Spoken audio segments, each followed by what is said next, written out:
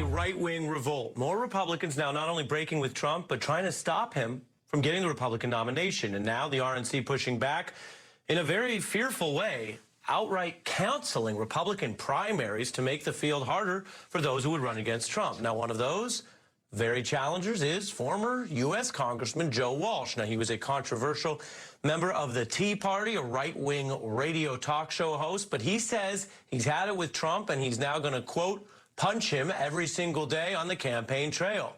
Joining me now for his first appearance on The Beat is presidential candidate Joe Walsh. Thanks for joining me. Hey, Ari, it's great to be with you.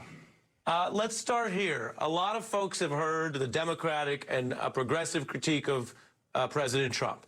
What do you argue is the best conservative critique against him?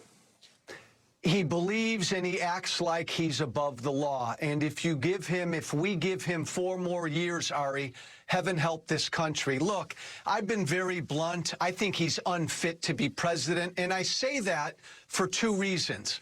I believe virtually every time he opens his mouth, he tells a lie. And Ari, I don't believe he's capable, literally, of thinking about anyone but himself. And you can see it with this hurricane. I mean, you and my fellow Americans in the Carolinas are being pummeled by a major hurricane. And this president has spent the last week whining about and complaining about how he's being treated by the media vis-a-vis this hurricane. He's just not capable. Pretty wild. You say he lies all the time. The Washington Post counts it up. I'm sure you've seen these figures. Our viewers have. It is an epidemic, 12,000 false or misleading statements. It is a feature of the way he governs. As you mentioned, it's part of the way he's responded to the hurricane. What do you say to your would-be Republican voters, you want to win them over, who say, well, that's just his style? You know what?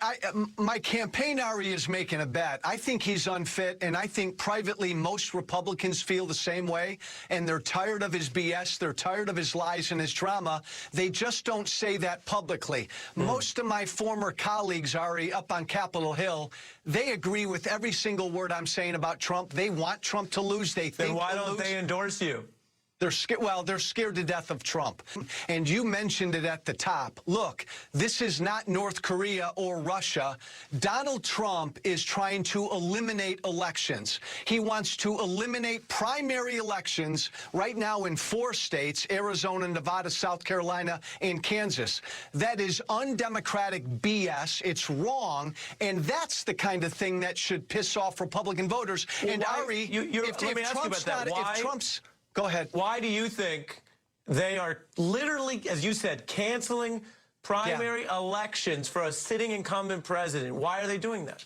Because I think, again, Ari, maybe it's not me. I think they're scared to death of this president having any other name on a primary ballot against him because he's imploding day by day. I think they're afraid. Look, that's not a sign of strength. You want to eliminate elections? You want to, like, take away the will of the people? With this guy in the White House who purposely stokes racism and bigotry to divide this country. I'll run against that any day. Former Congressman Joe Walsh, I appreciate you taking the questions, and we'll be keeping an eye on this primary challenge, sir.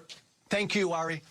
Thank you. I wish I had more time, but I got to fit in a break, because when we come back, I've got the rapper Havoc and E.J. Dion from the Washington Post for a very special fallback.